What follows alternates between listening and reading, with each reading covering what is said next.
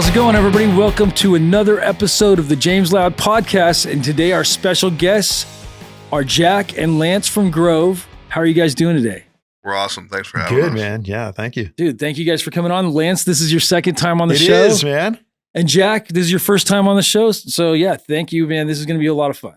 Thank you for having me. I'm excited to smoke some loud. Awesome. Yeah, so you are the co-founder of Grove, and you guys make the most amazing TerpLoc bags that, you know, I found out about TerpLocs from Lance originally, and I was like, well, it feels like just another Mylar bag, right? But then Lance is like, no, this is not just another Mylar bag. And I'm like, okay, sure.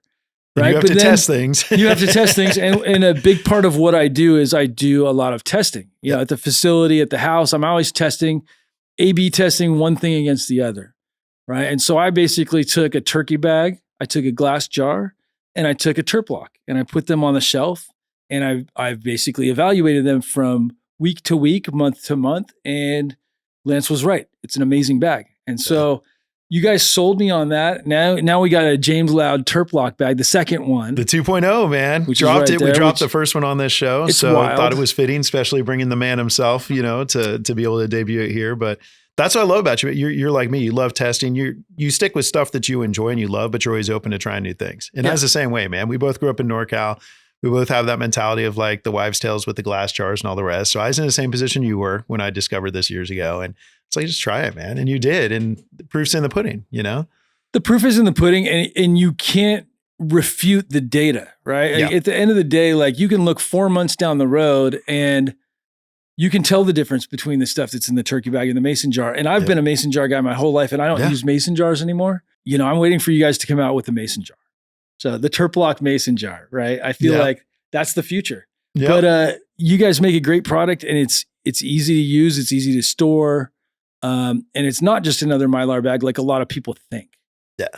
So I want to get down to where this all started with you and how you got started with the concept with the TerpLoc and everything else with Grove. For me, you gotta kind of go back to for kind of my relationship with cannabis. That's what kind of got me interested and gave me ideas and got me curious about the plant science. So my older brother Charlie has pretty severe cerebral palsy and moved out to California. He's actually the first person who was totally disabled to graduate from UCLA Law School. So that's his claim to fame. Obviously, he got all the brains in the family.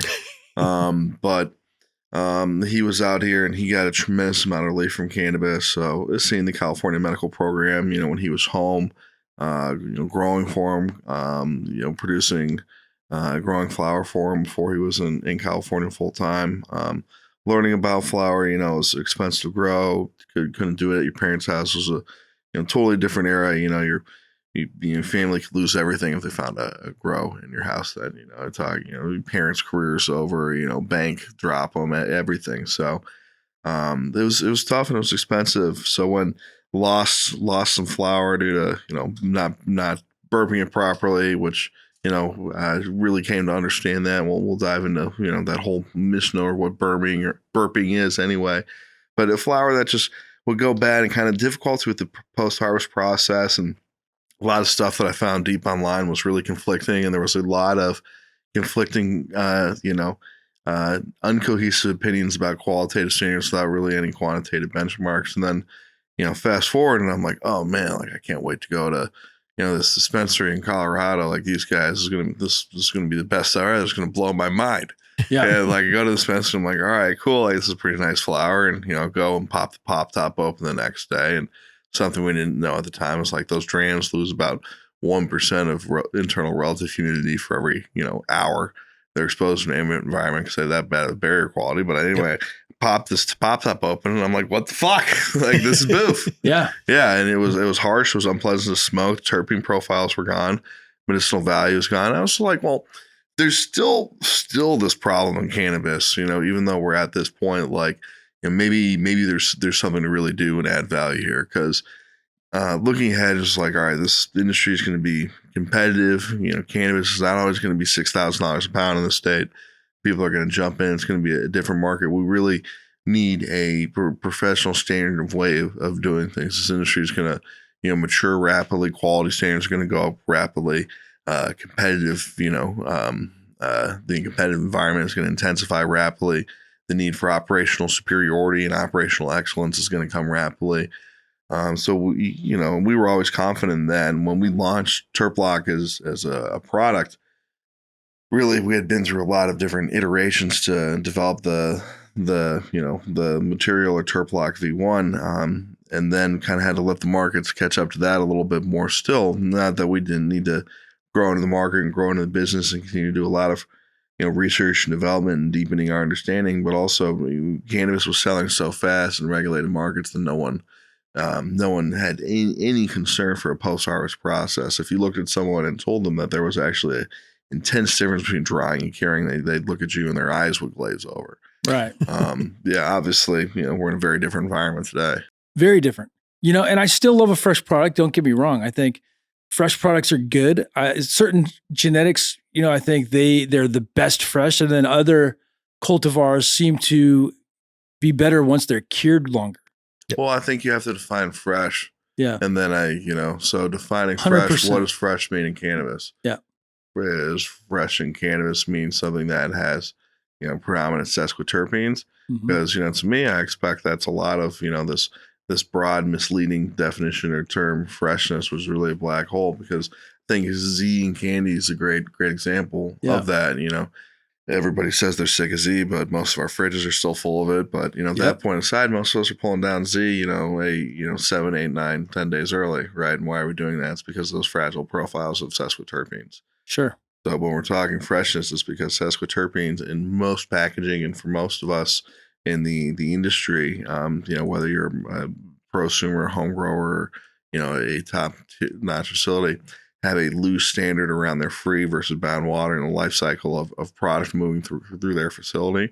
And that's what's, plays into our concept of freshness. I think we saw that with, ZA Olympics recently too, where, a lot of the people that I think are a lot of top of game players in the industry, but the samples, it takes a while to go through and smoke all the samples. If a judge is going for 2, 3, 4 weeks, you have a, even top tier product from top tier professionals. If it's, if the competition is not leveraging the right supply chain packaging technology, not harnessing the right life cycle SOPs, the right life cycle product, it's doing a disservice to what that cultivator intended to have reviewed in that competition. And I think we've seen that, really play out and become a forefront of conversation. And as she had time and an opportunity to really, get scientific about post-harvest and post-harvest life cycle. Yeah. And post-harvest life cycle, understanding that, well, that's not just drying and curing being the difference between drying and curing, but that's drying and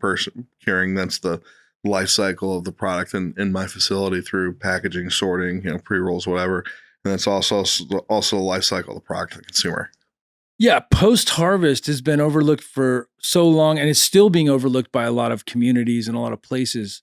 I was just in St. Vincent, and I think there's awareness and there's some people working towards it, but, especially in places, California is not as big of a deal with post-harvest as somewhere like St. Vincent or the Caribbean that is super humid because the humidity just destroys terps.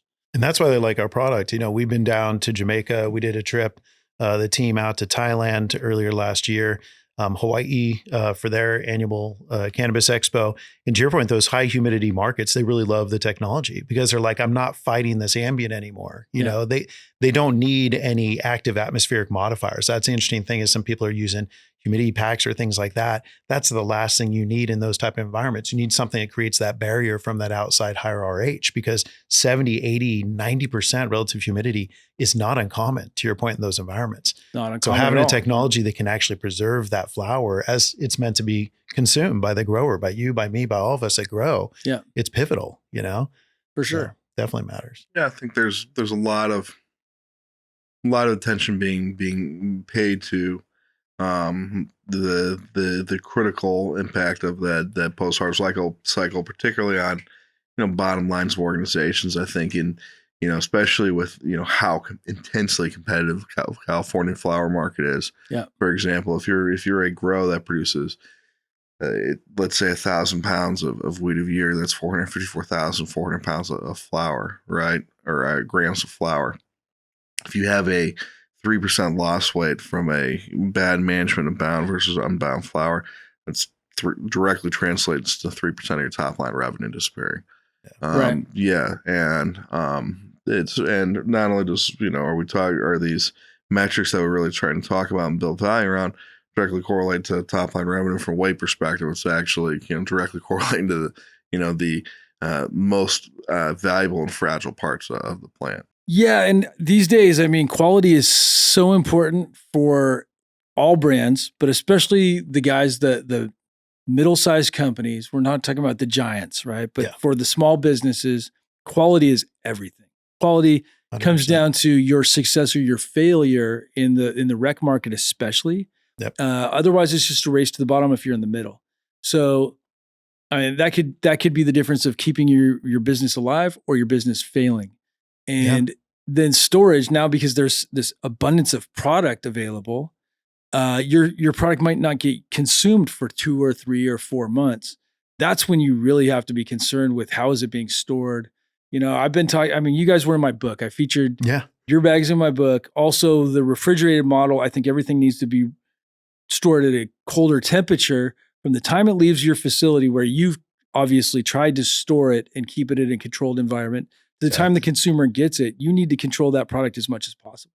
People don't talk about that. I think you're talking about dew points and stressor for the flour there. Yeah. We've seen that play out a lot, and certainly, frustrations in different markets. For example, Ontario, work with some really talented folks out there. And the Ontario and product can sit in warehouses, very poor climate conditions for months. Yeah. And what we're talking about there, when you're bringing flour from, very cold environments, let's say below 45 degrees Fahrenheit, super warm environments, and I would define that as above 7 degrees Fahrenheit.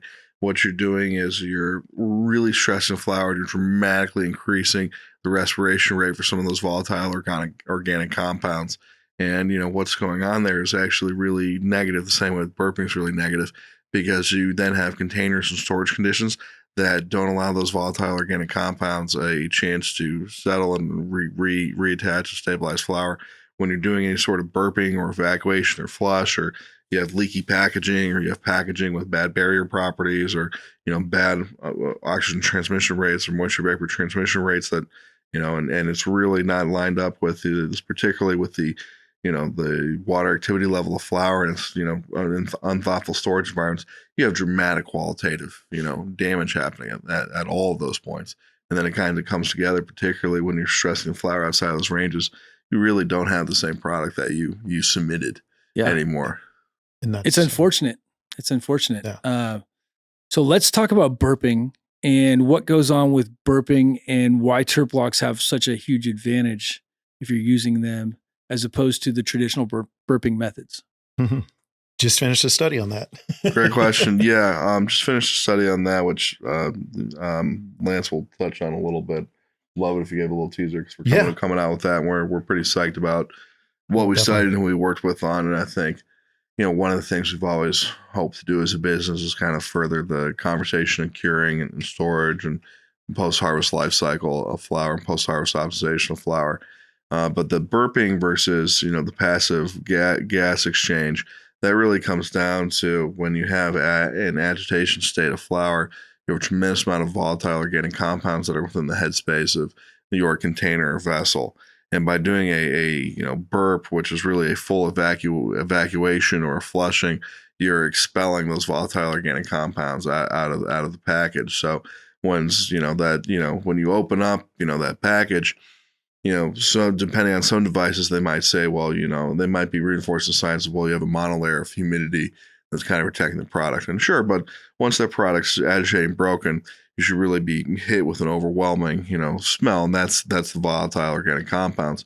But when you go into a facility and they're, burping and purging containers, and, the cure room and the dry room is being burped, and you smell that's not what I want to see.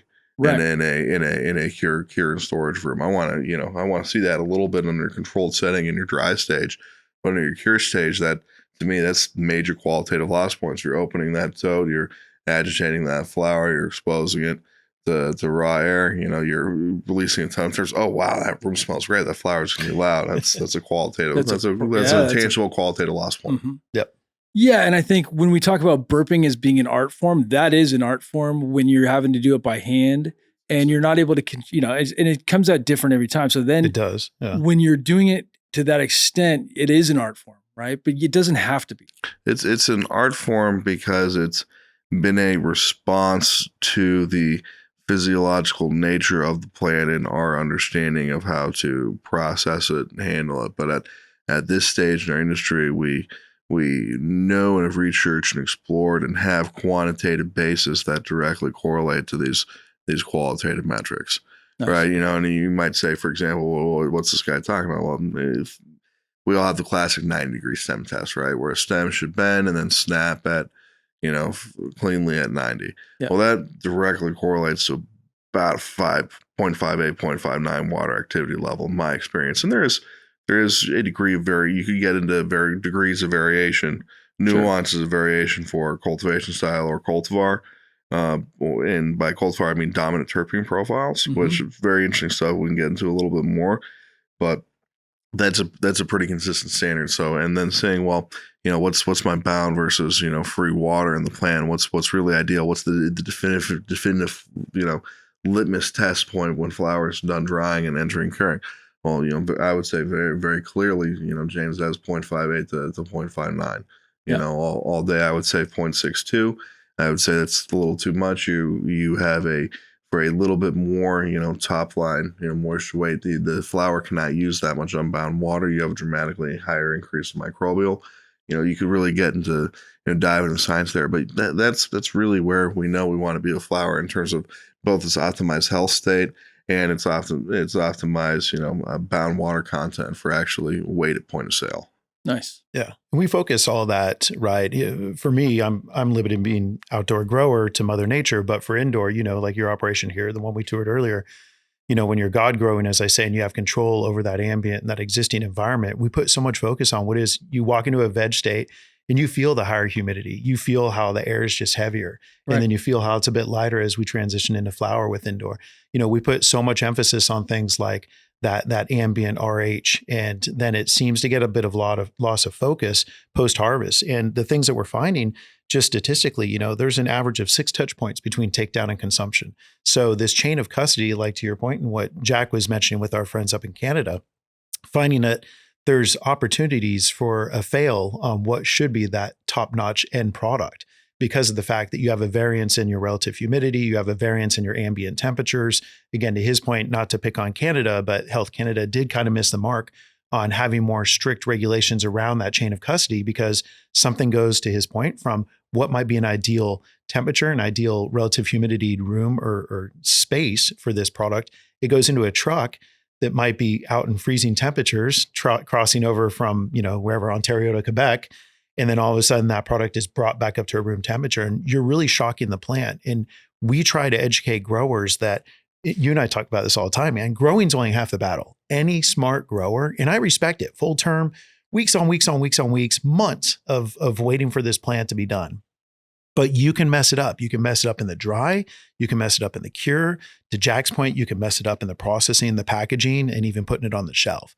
So that's where we're trying to get people to focus more, because there is a lot going on. And a lot of people don't realize you chop the plant from its life force. It's not dead. Right. That's a crazy thing, man. The studies, and going back to the study that we're going to be releasing next week, we did it with our friends at CRC, Dr. Allison Justice, who's very focused like us. She loves terpene. She loves that whole post-harvest element. That's where she focuses.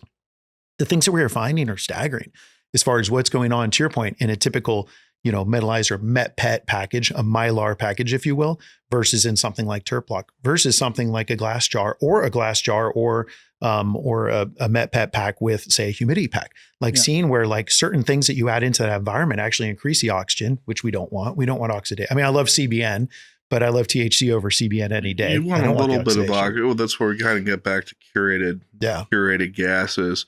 Just the same as we know now that a lot of us, and a lot of guys are focusing on in their gardens, gas mixtures in the rooms, pumping CO2 and whatnot in the room. So actually, ideal gas mixtures, for the plant in terms of post-harvest respiratory environment, because you still have residual enzymatic processes and biologic processes going on, even if the plant is no longer in its primary feeding stage of its life. Right. A good example of that is, us monitoring and through this study, the plant, as much as it takes in CO2 and puts off oxygen, which is why we love all these bushes and trees and living things around us where we survive and live.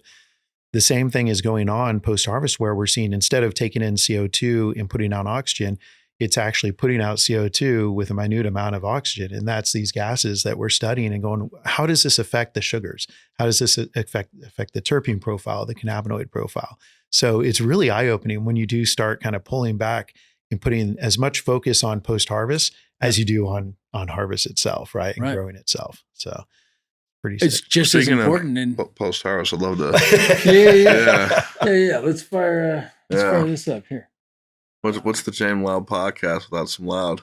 So this is some, I call it dirt Skittles. Okay. Oh man. This is some dirt that means it's good. This is some dirt grown Skittles. Outdoor for the win. Go. So Hallie from Humboldt Seed Co. was on a podcast a while back, and we did the side-by-side with the Coco versus the soil. That was the only variable that we changed. It was in the same room.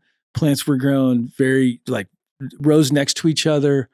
And it's these are the smalls. That's the way. These are and I like smalls. Not uncommon, and I don't mind smalls either. There's still quality there. It grinds the same, So they don't drip as hard as maybe the bigger buds, but as far as flavor, I really enjoy the flavor from it. It has good ash. Not that that's necessarily a quality indicator. A lot of emphasis on the ash. I'm with you. Hypothetically speaking, some of the stuff I've seen in Japan in terms of the living soil gardens. Yeah. Yeah, is just the most unbelievable terp profiles for very unique, nuanced terps I've never seen. Yeah. Yeah. In Rockwool, Coco, nothing against these other mediums, Japan. But yeah, Japan does special things with fruits and vegetables, and I'm sure they can apply that to their knowledge with cannabis. We really praise and admire, kind of the Dutch agricultural tradition, as farmers and growers, especially here in the U.S.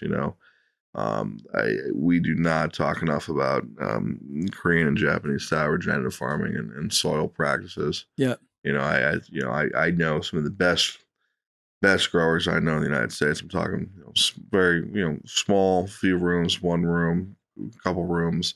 The stuff's always sold out to one guy, and no question. If you don't know anybody, good luck. You'll never see the flower type of stuff. We all know those folks, right? The guy considers his dirt the most valuable thing he has. He's been working on that dirt and that dirt profile for 20 years. Yeah. Where it all starts, man. Yeah. And I think as a craft product, I do enjoy soil.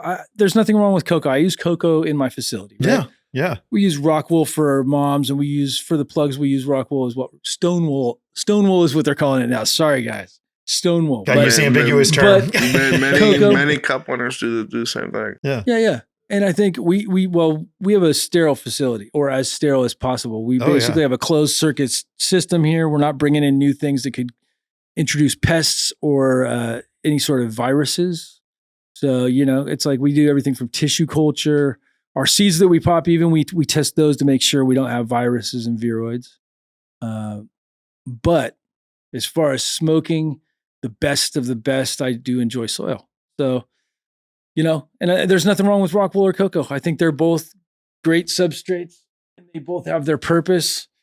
They're masters of every medium. I mean, I've seen. Me too. I've been smoking a lot of Rockwool weed, believe it or not. And then I wasn't even told till after 3 months that, oh yeah, dude, that's all grown with Grodan, dude. And I was like, cool, that's great. I like Grodan. I like them as a company. I like them as people, especially the people that work for the company. Yes, which matters.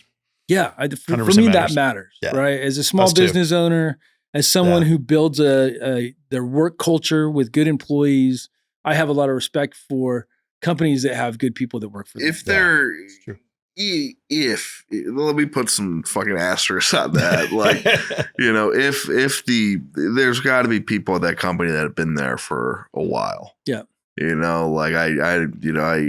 industry has ebbs and flows and growths and booms and busts. But if the only guys that have been in a business for more than 3 years are the owners, Yeah, that's red always flags all over. Yeah, it's like a guy. That's like a guy with no old friends. Yeah, but we spend a lot of time. I mean, I see you guys at shows. We go to the same shows. There's always cutting edge. Yep. We got Royal Gold, TerpLoc. I mean, you guys are staples. I feel like I enjoy going to events and hanging out with Lance. Yeah. You don't go to as many events, but I'm sure I go to a lot of events. Not the events that I go to. We divide and conquer. We divide and conquer. I'm not in California. Sure. Yeah, that's part of the reason. I'll be spending a lot of time in California in 25. But, I mean, California. I mean, California is a brutal market.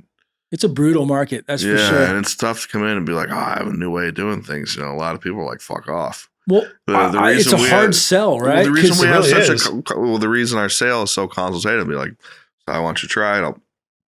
I respect what you do. I've smoked your gear. I bought your gear. Like, I'm going to give you some bags. This is how I want you to try them out. This is how I want you to use it. It's kind of the SOP. This is the philosophy behind the SOP. Right. Have to be consultative. You have to get people to try it. Well, it's a hard sell because there's so much snake oil and there's so many people saying, I have the best product, and it's not the best product. Yep. And you guys actually do have the best product that I've seen for curing, for long-term storage. I think you guys are a great solution. I tested, I was working with JJ and we tested the actual seed storage. And I think that's a game changer. We've got some exciting work we've made on that. They, R&D team's doing a lot of cool stuff. Right now. But it's an exciting time. I mean, with groups like CRC really pushing forward. I mean, even some of the stuff that our colleagues in the industry. I will say, Canitrol is doing focusing on a lot of the right stuff in terms of free water and bound water and kind of their philosophies. They're really. I'm really impressed with, some of our colleagues in the space in general, just even, in that are trying to service this category in terms of how much deeper the knowledge base is and how much more scientific, and, want the best product to win. Yeah. Hopefully we out innovate ourselves versus someone out innovating us. We try to do that, but it's a very exciting time in terms of, we're learning more about the true physiology of the plant, and we're going to learn more in the next year than we have collectively learned as an industry over the last 20. I know. Yeah. It's so wild. And I mean, just learning about the plant for me, from a cultivation standpoint, with different cultivars in different places like St. Vincent and the Grenadines where I've been. Yep. And Washington State, and growing outdoors and comparing the two. Which is insane. It's a beautiful thing when you can start comparing and contrasting using different climates for the same genetics and being able to compare. And I mean, they've been doing ag forever, and now we're able to do it really focused in cannabis. We have the software, we have the manpower, and like the amount of learning that we're able to do in such a short period of time compared to what's been happening before. Pretty amazing. Well, I was with the gentleman today, and we're going through his facility, and we've got looking at 5 years of hard, true data across every variable for the life cycle of all the flower that came through the facility. It's I'm talking temperature, chain of custody. I'm talking moisture content, not water activity level, but moisture. Still doing a lot of moisture content, chain of custody. Gas mixtures in the room, life cycles, all variabilities. Like it's really fascinating in terms of. And this was in Oakland. Yes, and he's creating SOPs. And you, I think he told me to tell you hi, so I'll share who it is offline. But he's creating SOPs not just for the operation in its totality, but he's creating SOPs that are cultivar specific, which is pretty epic. So talking to this gentleman who comes from the technology space, which I respect, that was my other life, he is looking at it from such an objective perspective, and he's stepping back and going, okay, I need to make this the most efficient it can be. And so I think Jack and I were talking about, I'm like you, I'm more of a land race guy. I respect the new stuff, which Jack is all into, but he's like, these are the cultivars that work. These are the SOPs I have. And he puts them in rotation. He knows what he's growing a year and a half out from now, which is insane. That's how scheduled and how regimented. I think I know who this is. Yes. That's you know who this is. And I mean, he talked to him and like this, like It's next level. It's I mean, really he's getting into light spectrums. We're jumping light pigments. We're kind of jumping all over, and yeah, I mean that's a obsession. But boy, what Lance is building on there, and I think this is a great philosophy to have in a facility is, removing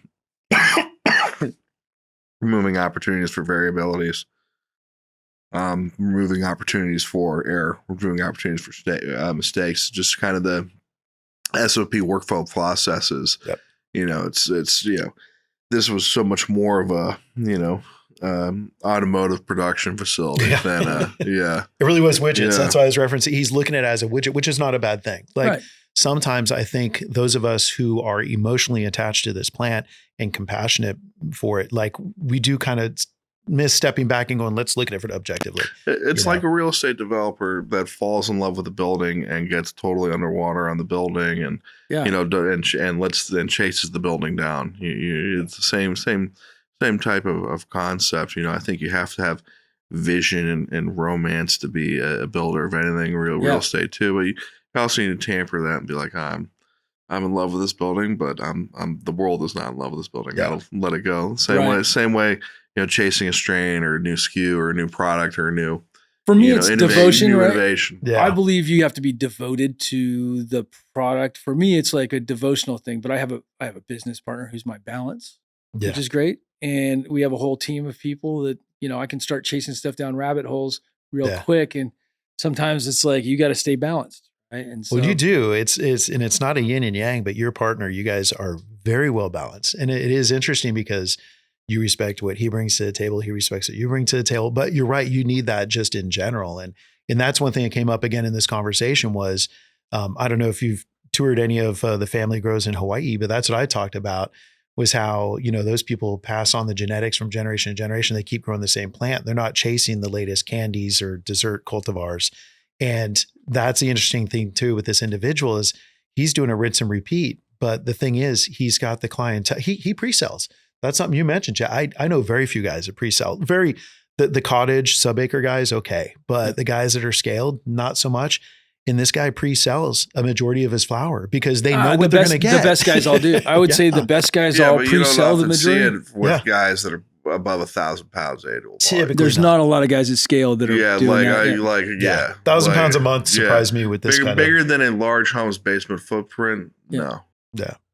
There's only a handful of guys doing that. Yeah. But it is impressive because he's proving that, not to get into a bigger and philosophical, and it's a whole tangent, but it makes you step back. Like we visit our friends up at CBCB in Berkeley, shout out to Jimmy and the crew. And, I was asking them like, what's hot, what's not, what's moving, what's not, and seeing some of the classes, like saw Northern Lights. I was surprised to see NL. I was surprised to see what was the other one? Was a Durban Poison, which I question its purity. But I'm like, does that sell compared to your rainbow? For us, like we live world peace through terps. Like we like our team is like Julian's been to Durban, and like so I know real Durban. Yeah, but it's me too. Yeah, and I have not seen a lot of real Durban in the market. Nope. I love Durban, and it was part of like foundational for the group that I work with. We had Durban Poison. It was one of the things along with Sour Diesel and a bunch of things back in the day. Really distinct terpene profiles. Very distinct. Yeah. And the thing is if I smelled real Durban right now, I'd be like, that's it. But a lot of this hazy stuff is not the real Durban that I had. Nope. It's it leans towards this hazy side, and there's nothing wrong with that. No. But it's not the Durban that I remember that was really it was really big and it had bright orange hairs. It was almost like yarn growing. We remember as kids. It really was. But for me, as a consumers or enthusiasts or ahead, like I got to tell you, James, I don't even know how much I care that it's like not that authentic a Durban because it's getting more people and more consumers. And granted, we're talking about a smoker's dispensary, right? Like, there's casual dispensaries and there's dispensaries for the general public. There's smokers dispensaries. Absolutely. But, we're talking about a product here. If you're getting people interested in land races and genetic profiles and terpene profiles, that's a good thing.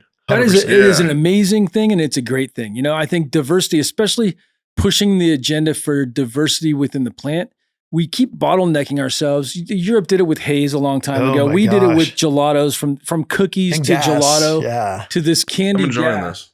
Yeah, I'm enjoying the size. It's got like a nice it's social, it's nice and high clean. energy, kind of clean Z. Proper flush, proper cure. I'm golden.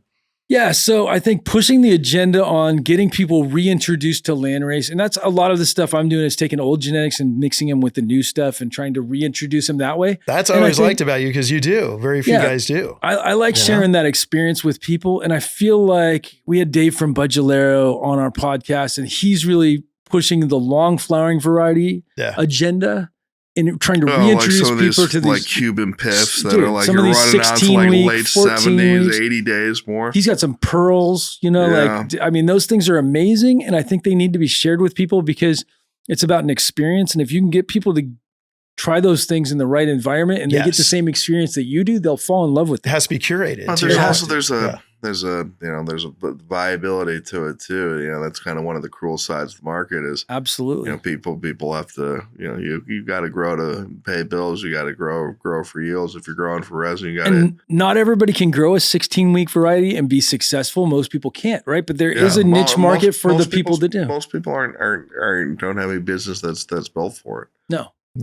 No, and you really need to have a facility that's geared towards growing this type of genetics. And you need to have a model that can sustain, a production cycle like that. And not even at that, even as a home, I think I told you this, I got some first round from Coastal Seaco down, just through a friend, just asked if I could do first run.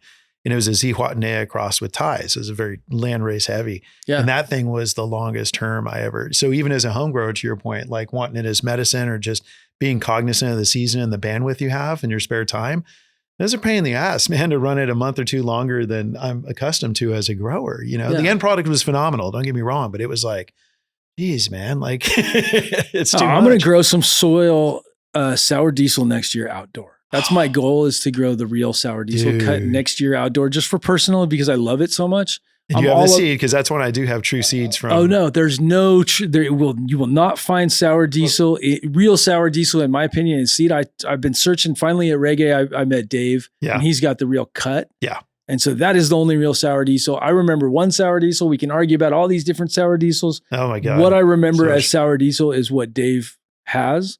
And in my opinion, there might be other sours, iterations, derivatives. It's the same with Durban Poison. I'm most excited from just a consumer head, perspective, like about what he's working on, because to me that's the most authentic, like the, like the kind of like the throat, kind of I remember the resin of smoke. It had a very distinct terp, really like kind of coughed your throat, almost like kind of like retch, like it's kind of, you had a film on your throat, you know exactly what I'm talking about. When it had to be harvested correctly, it had to be dried and cured and stored correctly. Otherwise, it wouldn't have that expression that you were looking for. Yeah, but it had a punch to it. It had a thickness or not a creamy smoothness, but a cream like that you could play with, like milk to the smoke, and it would coat. The terpene. It was like, and it's just like a great batch was just in intense resin, like that on most flowers. You not want to smoke it. You'd be like, oh, this is better for washing. But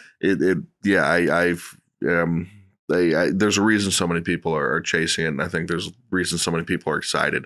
That other, and there's a lot of people that think they've seen it because they've seen a derivative, but they've never seen the real deal. Just like cat piss. Cat piss is another one. It's like those things in their optimal environment, cured, dried correctly, grown correctly, checking all those boxes along the way, all those touch points, and you get this amazing thing. But that's the beauty of cannabis, is like you could have it and it's very difficult to grow and difficult to execute properly. And each time is slightly different on a craft level. Well, I mean, it's a qualitative expression of a crop, right? Of a plant.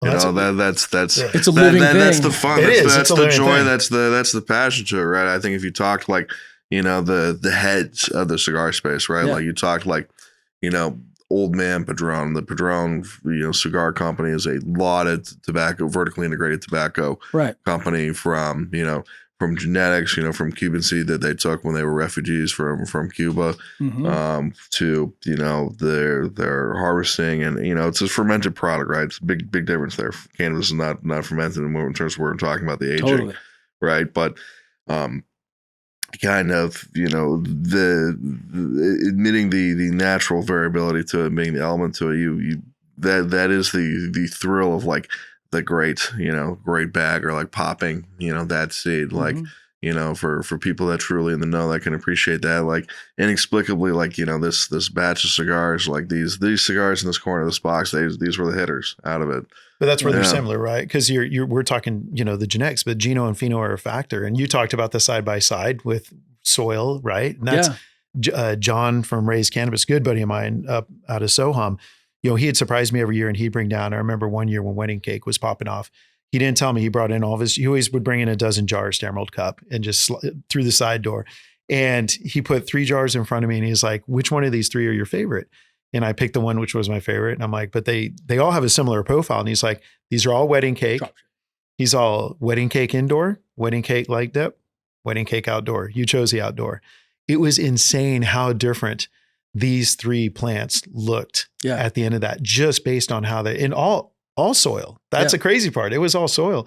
It was just it's environmental outside. But they're going through very different light spectrums, right? Light spectrums. And again, the Appalachians he was 45 minutes east of Acer, so he doesn't even get much of the fog bank. It's a whole different world there versus the Rock or versus Fort Bragg. You know, it's insane, but that does make an impact. And that's where a lot of the argument was around respecting the Appalachians. Like, what makes it a true Appalachia? Can you replicate that sun spectrum indoor and take that soil indoor and create all the fog bank and all these other factors? And it was decided, no, you can't. It has to be within these quadrants and it has to be grown here in order to be champagne. Because if it's outside the Champagne region, it's called sparkling wine. For sure. It's a marketing thing too, right? I mean, there's Prosecco's that hit and everything else, but it's, or, the same thing in, Scotch versus whiskey, you kind of really start to get into it. And then in cannabis, you talk about we were talking about some of the hash you've got there and some of the rosin and whatnot. You talk about single malt versus, versus blended, right? Yeah. Yeah. And then if you talk about single malt, some people would say, well, you've got a limited number of flavor profiles in single malt, which is why we blend to have, the richness and the fun with it. Well, that's why hash makers blend. Right. Yeah, that's I'm curious. I know I'm not the interviewer, now but we're getting heavy. Now we're getting deep. Now he's lighting the second one up. Yeah. That's one thing is interesting. I'm curious, and not to flip it, James. I always do this to you, man. But I'm curious of your thought, because as much as we've done, Genesis have done a great job of blending up and taking the best of the haze and the best of the gas and the best of the sour and all these things. But one thing I'm starting to come across a little bit more is people blending, which this is very similar to wine. Sure. Where they're taking a Shiraz and Merlot out of Australia and making it. But I'm starting to see people do that with blending cultivars post-harvest. It's so funny. We talked about this on my last podcast a little bit about hash. And I think the future of the hash is going to be blending, you know, whether it's rosin or whatever. It's here right now. It's here already, but I see it just growing and growing and growing. I mean, I think it's very easy to do. And if you have somebody who loves the plant, who enjoys that process, they can come up with some wild combinations that you couldn't get from breeding. I mean, you can get an interesting look at breeding. If you combine 2 things and you smoke them, you're like, well, maybe this is what I get. It never pencils out quite like that. Yeah. But it's an interesting way to do it. And I feel like they do it with wine. They do it with so many things. So many whiskeys. With whiskeys. With exactly. Beers. Newcastle's but a blended I brew. love that. I got to sit in on a Helios. Those guys are out of Maine, do a killer job, a lot of us know who they are.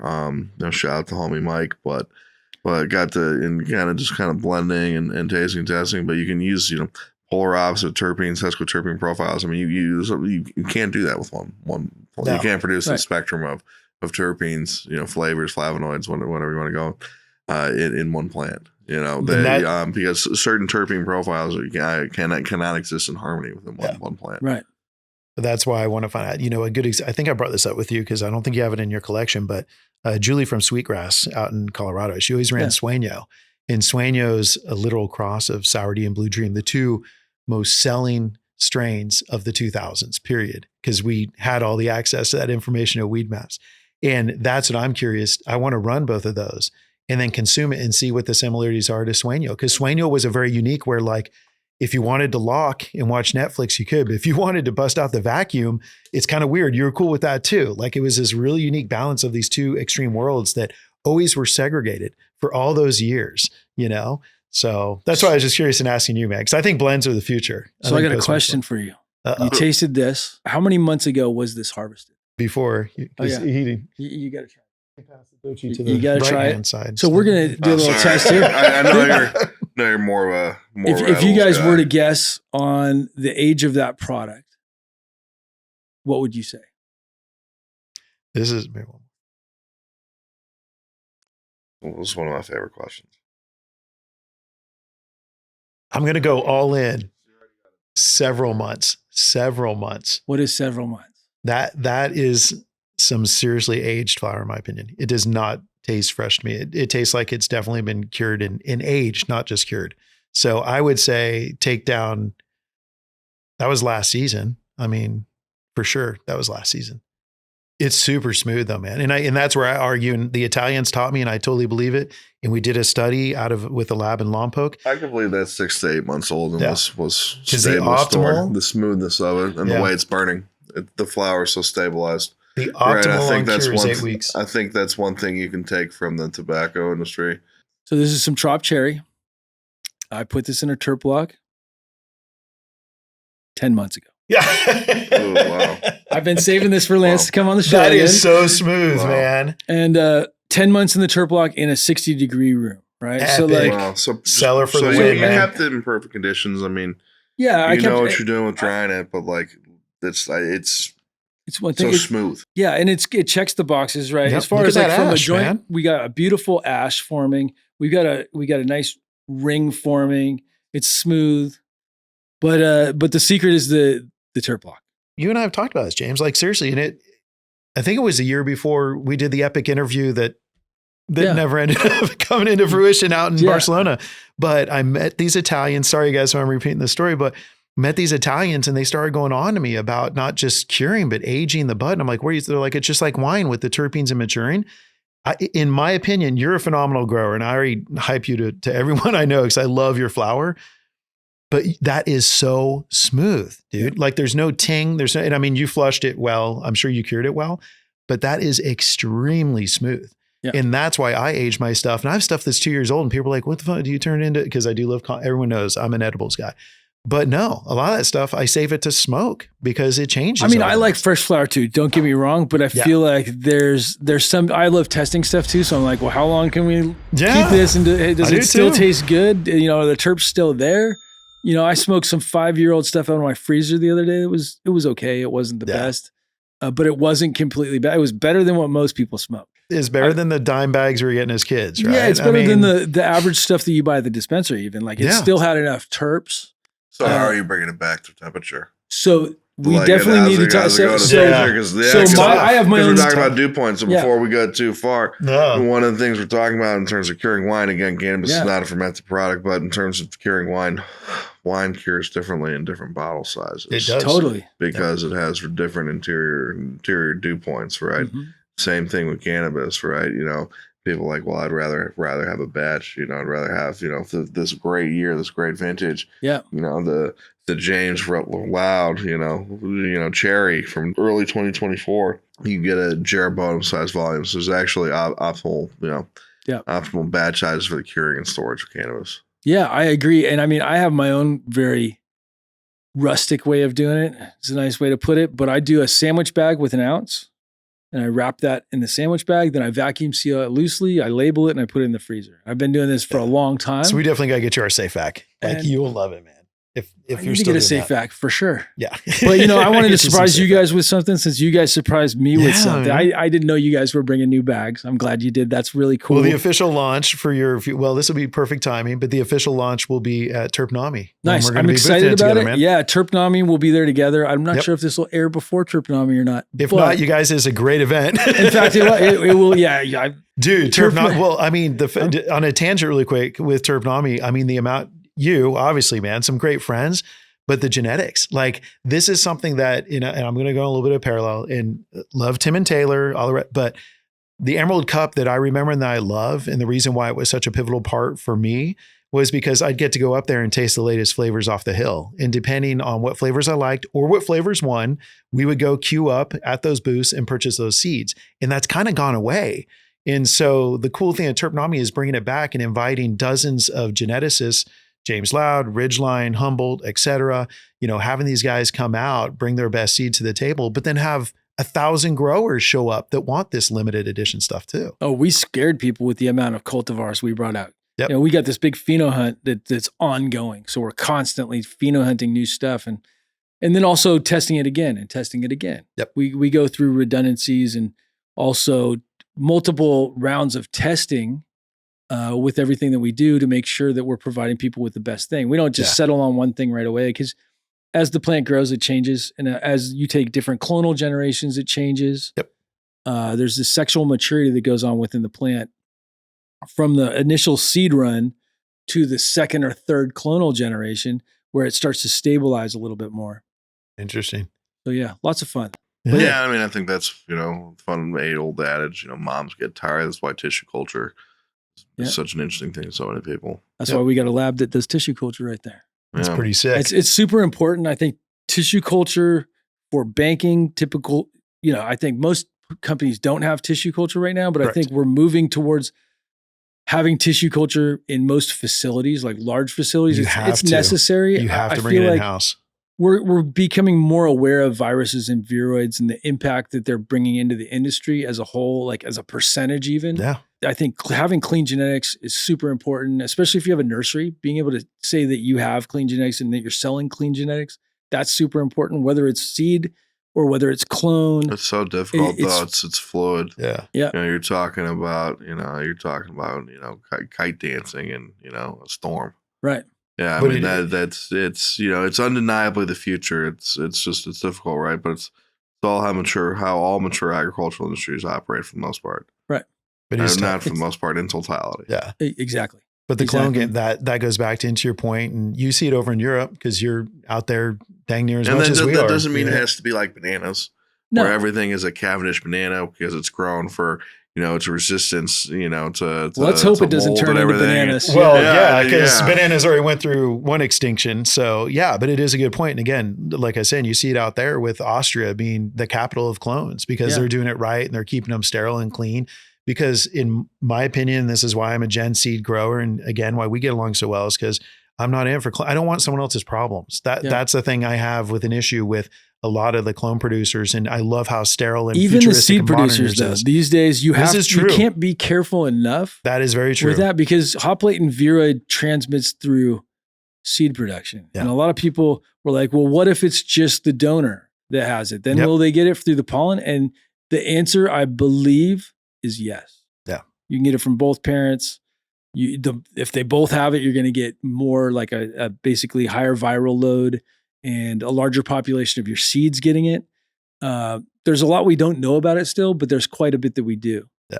That's why I respect, Sharon, that's why I respect getting stopped in secondary coming back from Spannabis the other year, was because unfortunately a guy's but we had seeds and, they brought over, obviously the ag guy. Thankfully, he was pro cannabis. His mom and dad both grew. Of course, he's from Northern California. This is a guy at LAX. And, so he's definitely supportive, but he's like, these seeds aren't sterile. Like, we don't know if these seeds are safe. So unfortunately, we can't let you bring, and I totally respected it. Going to a school like Cal Poly with a bunch of Aggies, like, I understand it. Cause to your point, a lot of people don't realize that the seeds are, but I think you see more of the widespread coming from the clones because it's the whole lot, For sure. So. And I think the viral load is really small when it's from seed initially too. Yeah. And so as you take clonal generations from that plant and that plant gets stressed out and develops other things like systemic bacteria and fungal pathogens, then the hop latent virus, it's latent because it doesn't express and then it goes up. So there's a lot of people that don't think they have it and they do have it. 100%. And if you're in denial, you probably definitely have it. Yeah. It's just another one of those problems within our industry. It is. But this is where, again, and you lead with education. It's a full circle here. We lead with education, but the people are doing it right. They lead with education and help like your viewers understand why you do the things you do and how you do the things you do, because you're wanting that end result to be a better finished product, which is going back to why Jack's so passionate about creating this product. Like, how can I make that end product better? If not for my older brother, who's a medical patient, right? For every user and every consumer of flower, no matter where you are in what market, wherever flower is present, like there's a way to optimize it, make it better, and lean into technology, Lean into technology 100%. I mean, that's really what we're doing. It's like trying to do data-driven breeding and trying to improve everything that we do every time. It's like sometimes we have to make gradual improvements over time, but the idea is not to just rest on our laurels and that we figured it all out. Yep. Because it's just not like that. There's so many things to be innovative with in cannabis, within this space.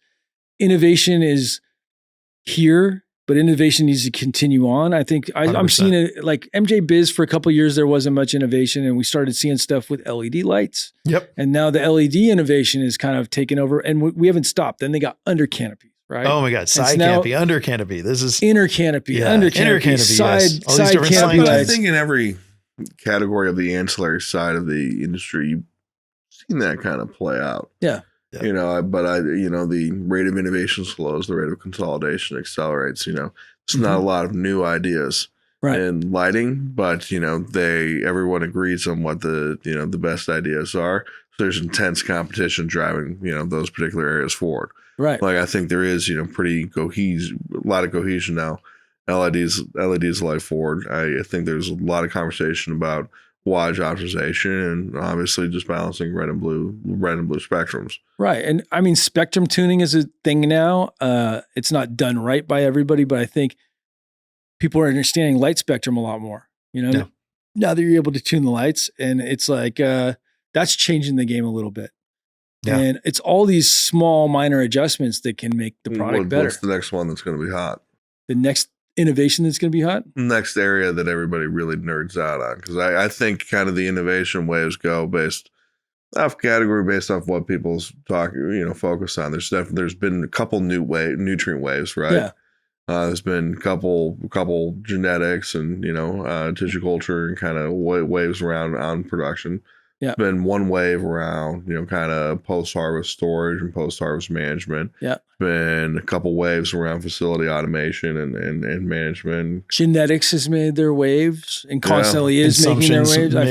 I think once we genetics always will, because it's always going to be. Yeah. And I think because that, people are chasing flavors, and there's these trends, and these trends go through extraction these phases. Tech had a show. Oh, totally. Yeah. Extractions, I think we're not fully there yet with extraction because they're still trying new things and coming out with new stuff. I mean, this rosin wave is amazing. Yeah. What they've been doing with it. But I mean, also, I think we can go back to hydrocarbon. I have no problem with that. Really? I've loved the evolution away from that. Yeah. As a natural thing. It's kind of weird. I don't know. Like there's not that I'm a huge concentrate, again, definitely lover of edibles, but they are derived from concentrates. So I found stuff that's like your BHOs and CO2 extractions for some reason just is different. Like I get hangovers. It's different, but I think being able to separate the cannabinoids and for drug discovery and other things like that, I think there's still like this wave that we haven't really got to yet. Now with federal legalization on the horizon, hopefully. That's because you're a sun-grown old head. Scientifically speaking, brother, like, and I love you. Scientifically speaking, there are terpene profiles and cannabinoids better captured with hydrocarbon extraction. Absolutely. There are certain profiles that are lost in water extraction. There's certainly different processes that are more ideal for, digestion versus topicals, versus whatnot. I mean, I see sift coming. So the dry sift and the static hash is now a thing. And I love it. Sieving's coming back. It is, and they're going, like, they're making it out to be like a new process. It's like, no, this is like one of the original processes. We're just making it more advanced. That's like hydrosol, man. Why doesn't everyone, the guys up on the hill used to, with, just the trim stuff, they'd put it through a hydrosol and use his topicals and stuff like that stuff you'd love to see back. I think the innovation, which is a good segue to go back to the question. Yeah. The innovation is going to be around how people view what they want to consume. Like, I think it really is going to get to a point where people are finally going to get over this freaking he with the highest THC wins bullshit and finally move into what is the profile for me, which again goes back to why I love your genetics. This is the future. And I think part of it is convenience. We live in this world that's very convenient. So pens, rosin carts are great, by the way. I agree. I think that's been a great innovation that they've pushed forward and done some really amazing things. But hand rolls, I call them hand rolls. Some people call them pre-rolls. When you say hand roll, it defines it as something that's more of a high-end product that hands actually touched it. Pre-rolls, we think of the popcorn and the Revenant. Where people grind up in a blender and they make it. That's not this. Yep, this throw is it in a knockbox. This is Grand Light. Yeah. I like the hand roll. I mean, I think plays well into the culinary side of things. I think cannabis is inextricably linked to the culinary arts, culinary business, and I think a lot of our most successful colleagues in the space have a very strong culinary background. Agreed. And I think there's a lot of axioms of thinking and values that transition very well between the two spaces. And I think hand roll's apt, and it's a good name, but we have to remember, there's whole industry or whole vast swaths of the industry that are not for people that are enthusiasts. It's difficult to remember, but we have to remember that, right? I've been talking a lot about beer analogies lately, and I think there's definitely some nuances between our culture and cannabis and being a craft beer, and being a beerhead, but there's 7,000 craft breweries in the United States, right? And they're awesome. They're people having fun, and they're creating a new category, and they're doing good business, and it's awesome and it's fun. Right. But that's only about 10% of the beer consumption in the United States. It is. There's 16 companies doing that account for approximately the other 90%. Right. Even more than that, I think it's 6 companies that are 60% of that. Uh-huh. Right. You must be counting Molson Coors twice. Anheuser-Busch. But it's wild. And most people. I'm citing that study, but I don't think we're crazy far away from that. Cannabis is consolidated far more rapidly than Well, it's like the pre-rolls that make the most money as far as like take up the largest part of the market share are the 1 gram dollar joints. Dude. It's crazy. And you saw it in Canada, not just the US. Quarter grams too. Yeah, half grams. The dog walkers grams, definitely have their time. What gets sold mostly is those cheap, whether it's $1 or $2 joints. People love those, because you get high and it's cheap. And a lot of people are okay with not having the best of the best. Yep. I try to chase the best because I want to be the craft guy, right? At the end of the day, you're a connoisseur. I think that's my identity, right? We all have identities on who we are and what type of market we're trying to capture.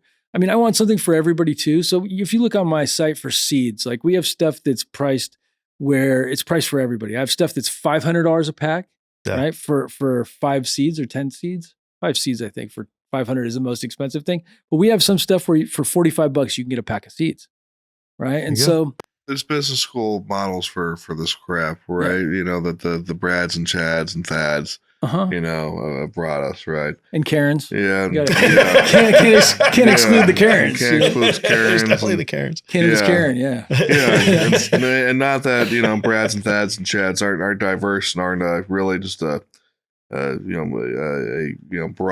term. I think, you've got your fundamental, your value proposition, your, middle of the road, and then your high end. I think where a lot of us in this space really have thought about it as a very linear, very polar thing where you're either, you're either Louis Vuitton or your Walmart or, where you're at, this different thing. And there's actually you could say it's a big grid or it's even a 3-dimensional cube of, where you're at in terms of the cannabis value chain and what you're doing. And depending on who you are and what your business is, it could be perfectly okay that you make something that only, 1 out of 100 cannabis people like, but if those 1 out of 100 cannabis people fucking love it and they're about it and they're nuts for it, well, there you go. You have a home. If you're doing something that people love, you have a home and you have a space for the product. So who I want to be and I identify with mostly is being the Bob Weir of cannabis. Oh, wow. I want to support all those Jerry Garcias out there, all those cultivators that do amazing, that are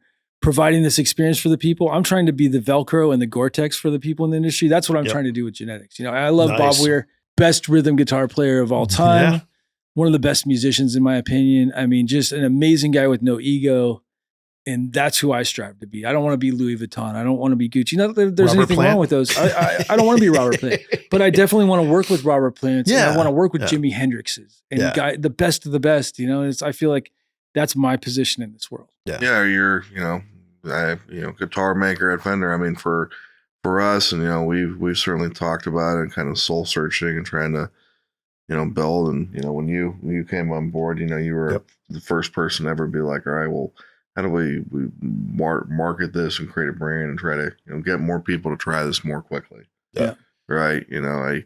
That's it's marketing, right? That's what you're trying to do. But I think with education, which you let me do, which we needed to. We've always hoped that the for our brand, like we just want to be your favorite growers, like, product they use. Yeah.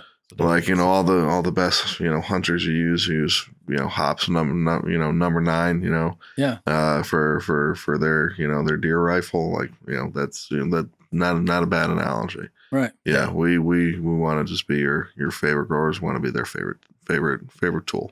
Yeah. He hears me say it all the time. We want to be a noun and a verb. Like, I want to be Uber, which is a ride share program, which is Lyft, right? Like, want to be that, want to be without the Kleenex. Harassment lawsuits. Right. And, but want to be the Kleenex of facial tissue, want to be the Coca-Cola of sodas. Like, with you, again, we're friends, but objectively speaking, man, how you've grown your brand, because again, you've led with education, but you've led with passion and putting this community over that corporate mentality that so many people, like you said, there's plenty of Walmarts of weed out there and stuff. I think you have to create value. You have to stimulate some sort of conversation, and you have to be willing to move with it. Particularly with the recent election and everything. I know, Elon Musk and Tesla and all that's a very hot button topic, right? But absolutely, in terms of just having the passion for something as holistically as an organization, the founder aside, right? Let's put that aside. Yeah. To try to open source things and do thought leadership and push the space forward and, being transparent. Well, first off, one of our biggest accomplishments, their accomplishments business, they've dramatically pushed, electric vehicle and that conversation forward and everything else. Mm-hmm. Right. I think that kind of, and then they're keeping up with it. Of course, there are electric car, rival businesses. Yeah. Right. Who cares? This is a great thing for the world. I think that abundance, that growth, that attitude of, you're not going to out innovate us. We're telling you this. Like, we're not telling you what we're working on right now. Source their patents. That's stuff we've already worked on. Well, and it's they're a solutions-based company, right? So are you, and so am I. I feel like that's one thing that separates great companies from the rest of the world. Right? Yeah. If you have a problem that you're a solution to, that's how you're going to be successful. Exactly true. And you find too, for us, there's, imitated, never replicated. It's interesting because not all bags are created equal. That will probably be our next marketing campaign. Because absolutely, I've explained to these guys, having been in a few rodeos, when you're the leader, the biggest target's on your back, know? And so that's something we're starting to realize, the ankle biters are biting because they're seeing what we're doing. But the one thing that we know, no matter if it's people who think they're direct competitors or people who are trying to replicate, we're in a totally different position because unlike them, we're actually a part of this community. We're actually people who know, experience, and use this product and believe in it, and it came from those that grow from the start. So definitely a big factor in it as well. Yeah. And I think, for us and, chemicals and formulations, we talk about, something that's patented, right? It's very easy to move an inert hydrocarbon from here to here. Yeah. It's a brutal space, being in, chemical formulations, which is essentially, what TerpLoc is. So we have to, rely, obviously the way we make it, thankfully is patented. We have some advantages there, with our partners and with our supply chain, but it's constantly have to be out innovating. If somebody, completely eliminates, passive, matte packaging is like the best solution to this, like it's going to be us. Yeah. Maybe we've been lucky for that. Maybe we're in the perfect storm for that, being in cannabis, which is so fluid. Yeah. That having that fluid attitude and the attitude of, we've got to build stuff where the space is headed instead of where the space is at. Maybe we've just been very lucky with that. But you have a good team too. The innovation you guys have done. I mean, the bin liner, for instance. A lot of people don't even know you have a bin liner, but you guys have a bin liner. It's like a lot of people don't know different things. Like there's a lot of fun. That's a game changer. So many people use that. A lot of bag sizes, like like Ryan Carnevale and Jaja Yang were filling different bags and hand making bags with a hair straightener to standardize the bag sizes for this industry that have probably billions of bags have been made for this space now. Yeah. Or case packs. My father was in packaging distribution and did all sorts of Jancy and stuff. He was like, guys, case pack pounds are so interesting. Like, why is that? I can't believe this industry uses case packs. So I'm like, well, I will tell you why. It's actually because we couldn't afford boxes. Yeah. Yeah. Like, that's why the case packs were huge. But we're constantly trying to stay ahead, to your point, for specifically the tote liner. We just widen that by 2 inches because all of a sudden there's more than just HDX or what we grew up calling black and yellows out there. You're starting to see black and reds, black and greens. Not all of them are uniform in size. So we had a few friends that were like, hey, dude, I'm kind of having to stretch this. What's up? Oh, and then there's custom stuff that we do for facilities that are running, some of the call them factory farms, huge facilities have very different SOP. The SOP, once you're getting over, 60,000 square feet of cannabis space and, the tools and processes really changed dramatically.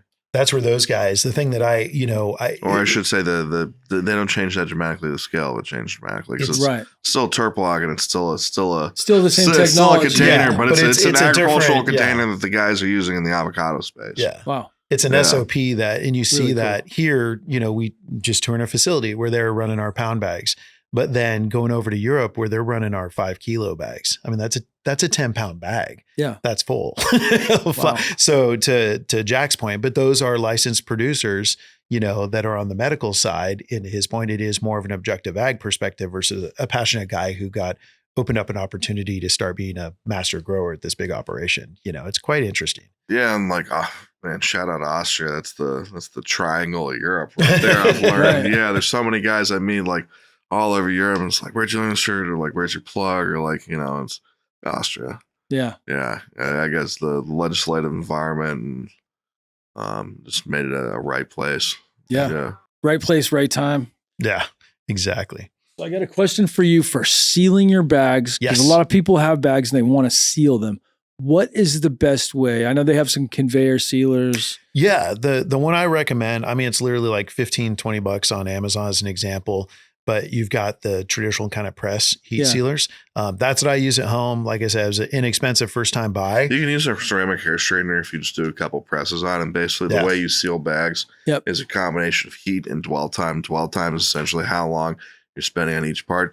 You don't want to melt it, but you do. It is the material structure in a way where it's supposed to heat seal quickly. So, I oftentimes will use my fiance's hair straightener to straighten. I've used like the vac seal. Yeah, but you can use any number of heat sealers. You don't need, because of the nature of this material and the nature of cannabis, we would contend that you don't need to vacuum flush cannabis, but the heat sealer set to a low temperature and a quicker dwell time is ideal. Given the structure that we run, material structure, you want to use a lower temperature. It's a non-metallized, it's a non-metallized structure. Mm-hmm.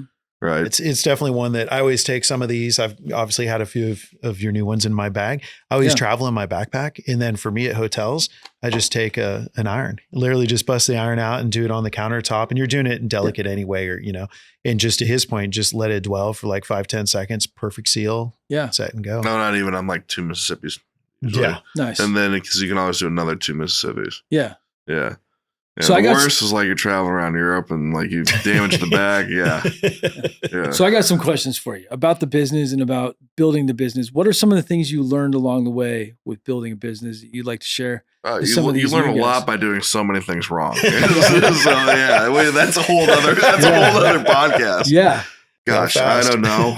It's all about people. I think by far the most important thing I do is who is on the team and how I support them and try to keep them, what they need. I think, it's a Kaizen thing, right? Yeah. I'm talking about, it's a daily aspiration, right? I think, a business journey or a entrepreneurial journey, it's a lot, I've grown up in this business, right? I started this company, with Ryan, 9 years ago, March.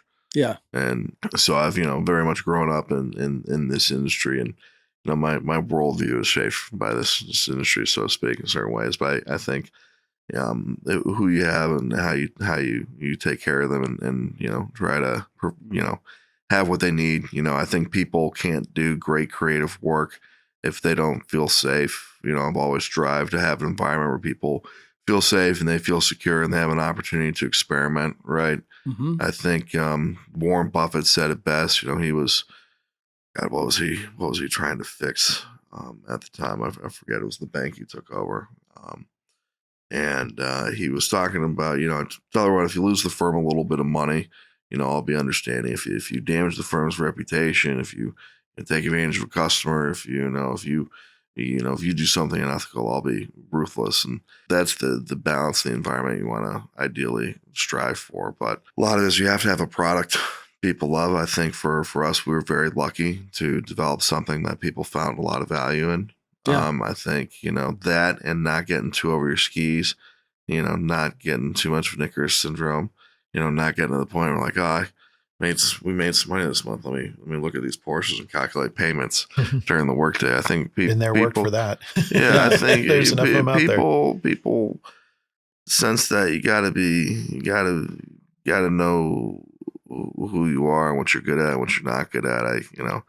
I'm not the best manager. I'm not leading and I'm not organizing, MJ BizCon in every sense, for a lot of the sense, like, Lance and our head of sales, Haley, and certainly our CFO, Dan, are telling me where to be and whatnot to a large degree. Right. But, I'm still on the floor every morning for like a couple hours. I'm out there with the team. Like I'm getting up when they are, like I'm out there with a couple hours. Like I want them to, see me working. And, in every sense, I think, you can't ask people to do shit you're not willing to do. Like, I agree, you can't not clean the toilets. You know what I mean? Like, as a boss, you become the janitor too. Do you agree? Yeah. I've accepted that and I enjoy some of that stuff. Maybe not cleaning the toilets, but doing anything and everything, whatever I have to do to support my team. Yeah. If somebody misses a day, I can come in and fill in. You gotta fucking love the suck too. Like, part of owning a business is loving the shitty days as well. Yeah. I'd go for a shitty day doing this, and and I've had some really lucky days. The best days I've had doing other things. Yeah. Yeah, not the easiest, but definitely the most rewarding. That's a lot of people, I'm sure in your travels too, James, who were like, because I never push on people. They ask what I do or what I'm in town for and tell them, and I service the cannabis community and tell the history and like, man, you must love it. I'm like, I do love it, but it's some of the hardest work I've ever done, and it's crazy, but that's what makes it so rewarding. And a lot of people like a question, these are cliche podcast questions like, oh, what would you recommend? Or what would you tell someone who wants to get in the business? A lot of people in this industry tell them to run. And I'm like, no, if you're passionate, if you're just a passionate person, you don't have to be passionate. We did an internal audit when I was at Weed Maps. We had about 400 employees at the time and just did a fun survey, just an internal survey. 34% of those individuals did not consume, which is totally fine, but they were passionate people. They were passionate about customer service or passionate about web dev or passionate about branding, whatever the case may be. Now we're fortunate. We do have a bunch of consumers and several growers. We have a lot of people that aren't, but it's a unique culture, Yeah, I think culture's just like cannabis. That's a fluid, living thing. That's something we're always, aspiring for. I wish when I was 24, I wish I knew everything I knew now or had the perspective. Oh yeah, I thought I knew everything when I was 24. Then you stop learning. Then you stop living though. I think back about some stuff and I'm just like, man, how did I had some good people around me. How did no one hit me in the mouth? Yeah, it's like, fuck, yeah. Well, I did. I definitely did. Yeah. My jaw's still crooked. Yeah. But it's interesting growing up and then evolving and getting older. Yeah. And then this space. But if you're passionate and you want to be in cannabis, there's a space for you. It's not like tech. It's not winner takes all. You can create something people love and create a sustainable business. There are great companies in this space that have 8 employees. There are great companies in this space that have 800 employees. Yeah. A lot of the guys on the 8 range, feel a lot more fulfilled than some of the guys in the 800 range. Yeah. And, I'm sure vice versa to a certain degree, but there's so much growth. And, we've talked about, some heavy hitters in the space and some revered names. There's people like that in every market whose names we don't know yet. There are people putting out world-class gold tier product in every market. I mean, certainly we're in one of the epicenters in the heartbeat, being here in the James Lau facility and also being in the fucking Bay, right? But, there are hitters, everywhere. Oh, yeah. But there's a lot of opportunity. A lot of like the There's so much opportunity if you're passionate. It's so diverse, and man. cannabis consumers are fucking ruthless, man. It's like the restaurant business. You gotta come correct. Well, like you're only good as you're only good as your last meal. Exactly. You're only good as your last seed or your last jar or your last bag. Your last bag. You know, true. I think that there's so much truth to that. And if you can have that hard work ethic with a bunch of passion, you can do anything. And you can, and again, it's a story I tell because this is phenomenal. This guy, he was in the military active, had definitely some top level clearance at the Pentagon, told me his whole story, reached out on LinkedIn. He said he's passionate about the plant. He can't consume because of obviously his career and the choices he made.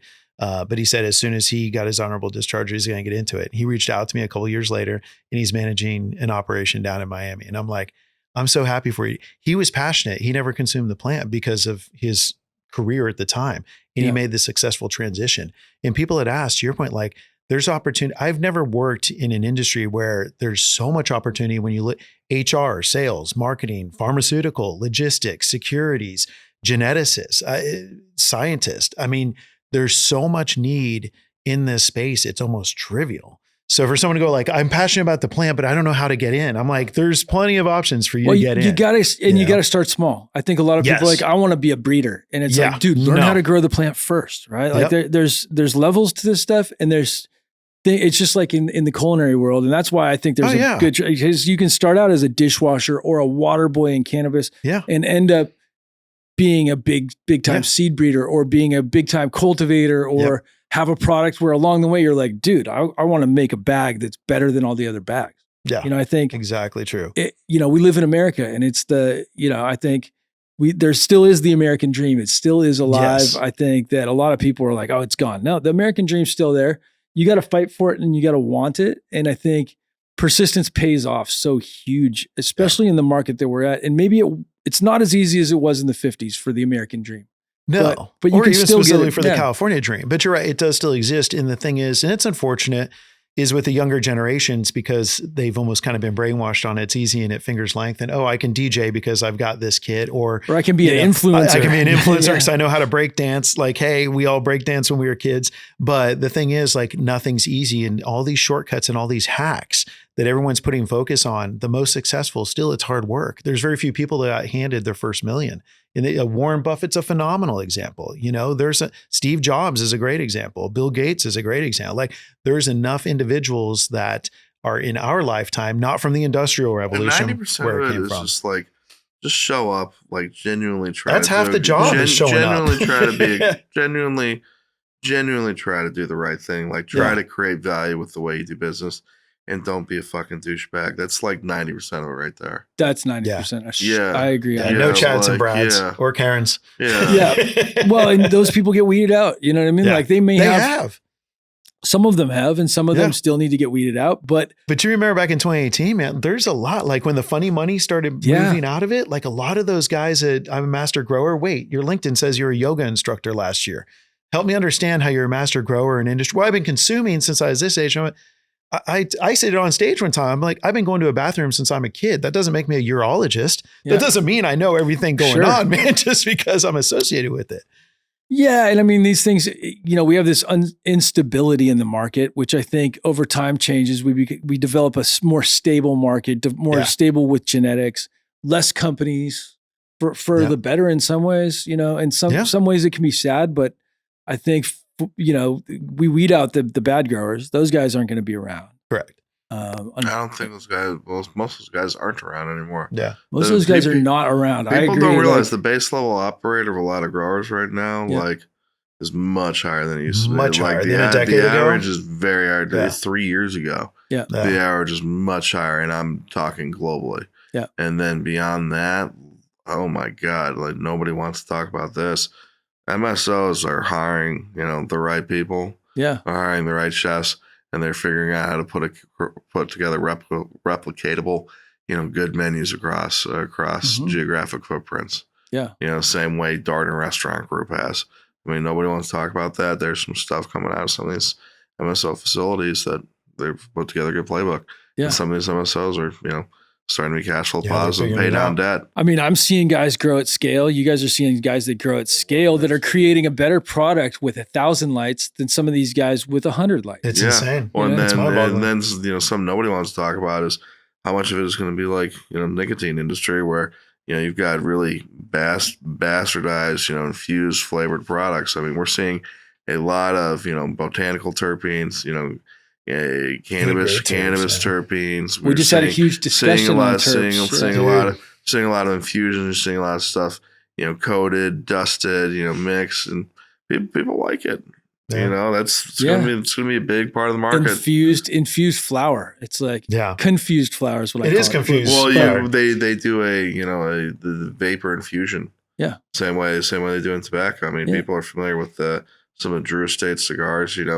Acid cigars. They even have even around their marketing thing. Yeah, got some over here. They in their marketing thing they'll have explicitly talked about Jonathan Drew is a great entrepreneur. Yeah, and brand builder and value creator. And dude makes some good fucking cigars. People who like cigars like his cigars, right? Yeah, that's well, he's important. making money. He's selling cigars. So there's something to it. There is something to it. They have a good company, right? There's something to it. But they're talking about they don't refer to the Drew Estate brand as flavored. They don't use the F word. It's not flavored. It's infused. Right. That's marketing. And we're doing with these hemp packs and infusions and stuff. And I think that stuff's here. They're doing stuff in rec that's infused. They're doing, I think there's some of these brands that are really pushing that and to smoke it through a backwoods where it still tastes good. Yep. Oh, absolutely. But you can. This bubblegum cannabis, and it's just like that. It's just like there's no way that's a naturally occurring terpene. Like I know too much about flavorings and just I know. Wait, watermelon? There's not a terpene. But watermelon bubblegum, I've seen bubblegum terps that are bubblegum expressions that are very like the real bubblegum. If you get to plant the Indiana or wherever you want to say it's from, I mean, there's a big argument over that. Yes, that's been going on forever. But that bubblegum, it definitely smells bubblegum on the plant, but when you go to smoke it, you don't get the translation of the bubblegum. Yep. But I have smoked bubblegum flavored cannabis that's in fact, we have one right now. Billionaire bubblegum. It's coming out. Oh, wow. It's pretty bubblegum. I'll have to get some for you. I've smoked a lot of bubblegums. Like this is a terpene. This is a expression of the plant I feel qualified in. I'm not going to go out here and say I have, Ryan from Doja's, palette or anything. That's someone we all agree inside and out. Yeah. No smoke. But I know that terp at least. Yeah. And telling you, it had an artificial character to it. Yeah. I hope there's not a future for it. I'm too much a purist, but then again, I don't spool with tobacco. So I don't hate on anybody for anything. You know what I mean? So if you want to do it and there's a market for it, good for you. Yeah. I mean, whatever. Like I'm too busy to worry about what other people are doing really. Yeah, it's true. And as a breeder, I want to be breeding those new cultivars and those new varieties where you're like, wow, that's something different. Yeah. That checks the boxes for me. Or I introduce something new that nobody's ever tried before. Or bringing the old with the new, which is what I love that you're doing more of. How's the conversation going to switch from Z terps and Z crosses? I'm as guilty as anybody. I've been smoking a lot of candy chem right now and candy fumes. And that's really just the beginning of it, right? So how it goes is now we're leaning more towards the gas, right? So it still is candy, but they're like, I want gas with my candy. And now it doesn't have to be dark purple. We're okay with like a little bit of purple in there, but we still want that purple for whatever reason. Dude, right? I think that people think it's the bag appeal of it. It's the bag appeal. That's right? all it is. It's Instagram and social media that's kind of shifted our if you want real expectation purple, GDP get the real purple, So Instagram has shifted our perception of what good cannabis is. Yeah. Well, it's got to fit in the lid of the jar, right? It has to be 3 to 5 nugs. Yeah. Yeah. Right. There's all these little qualifiers. And I grew up where the worst looking weed was the very best weed. Like literally it did not look good, but it smoked amazing, tasted crazy, and the effect was amazing. Like we had, that was our focus. In the 90s, it was like, man, it looked like swag in a bag. I mean, we had some purple stuff that came from up north that was like Pretendica, right? Where you smoked it. It looked amazing. Like it would check the boxes for bag appeal now. But when you smoked it, it was like, man, this is like fucking CBD. Like before CBD was a thing, this was it. I didn't like that stuff. But in today's market, that stuff would probably sell because of the way it looked. Yep. But there is a market for the effect, and there, it has to be a certain. Yeah. It has to give you a certain effect. If it doesn't give you any effect, it's kind of like. I think the consumers today are kind of spoiled, to be candid. I know it might be a little provocative to say, but like to your point, we had to sacrifice a lot in the 80s and 90s. And you talk to someone like Kevin Jodrey, who talks about how the war on drugs, Daryl Gates, perpetuated by Nancy Reagan, war on drugs that we grew up with in the 80s, that 100% took a lot of the terps out of the equation, because all of a sudden the guys weren't just having to hide under canopy, but they were having to hide the smell, the scent up on the hill too. So that's something that all of a sudden just drove this pivotal shift into more conservative cultivars that weren't nearly as gassy or as spicy as what we're accustomed to. And that did affect the bag appeal. I mean, to your point, I remember Northern Lights, in my opinion, looked gorgeous, looked fabulous, but there's a lot of people that didn't have the same opinion. They thought it was too green. They thought it was too funky, is too round, too fluffy a bud compared to, again, your Durban or your AK, whatever it was that was popping up at the time. So it's really interesting how, to your point, IG is and in the over manicuring. That's another thing. I think you and I both rough cut.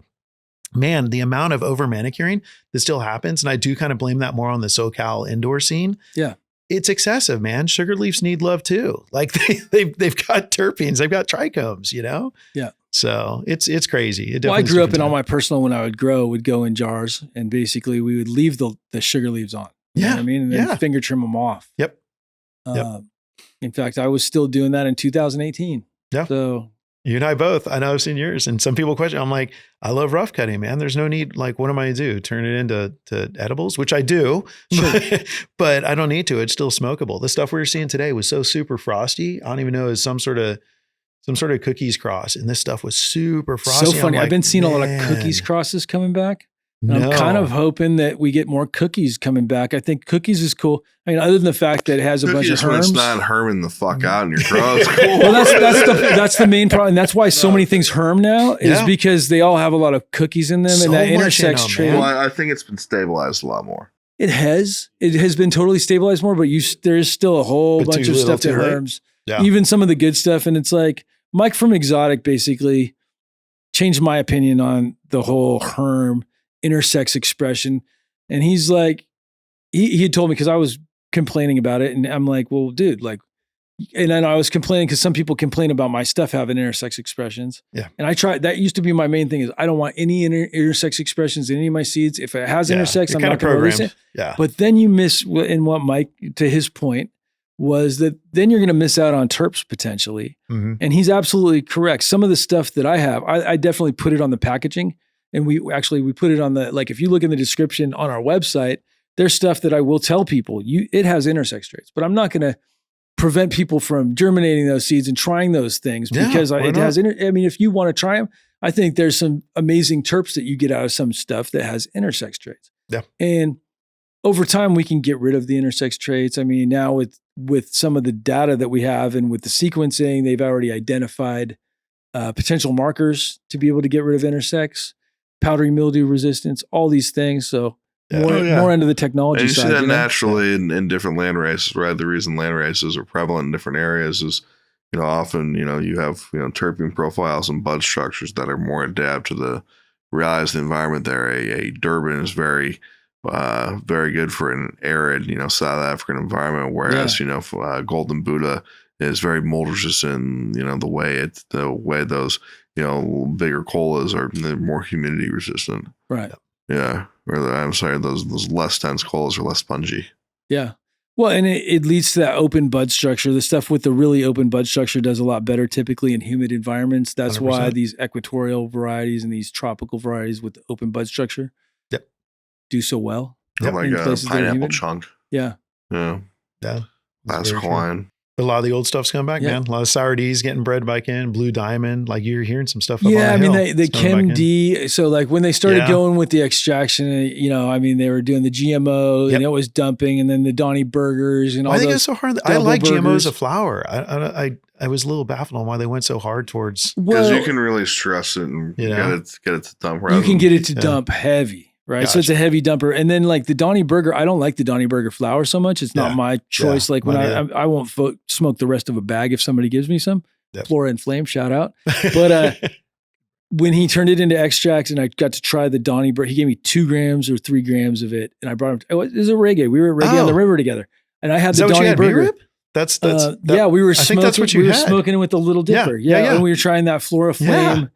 And that is amazing. I love the effect. Smooth. And it's super smooth. It has this little floral hint and it has this sweetness to it. And it's special. It is. You know? And it's different than GMO, but I could taste the GMO in it. I love GMO, man. That's when I'm surprised it didn't have more time in the limelight. I have to tell you, like there was a few over the years. And everyone beats up Runts and Skittles, you know, because they definitely got played. But like, there's some like GMO where I'm like, what's up? Or even like Skittles Cherry, keeps coming back. Skittles just won't die. That kind of that like garlic funk rank dank, you know, GMO terp. Oh, it's almost like armpit. But it's such an overwhelming terpene profile. It's not as easy to play with as a Skittles. That kind of delicatessen with terpene. It's much easier to mix and match that. Yeah.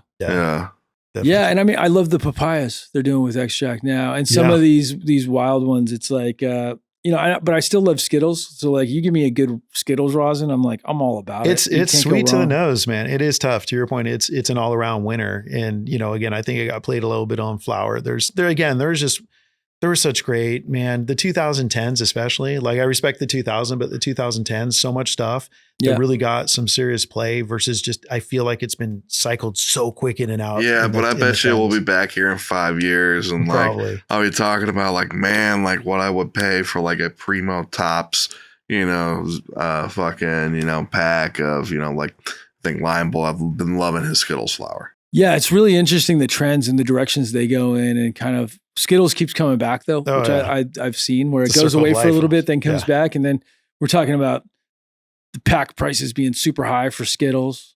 Yeah. You know, again, which was like a meme, dude. It was a joke.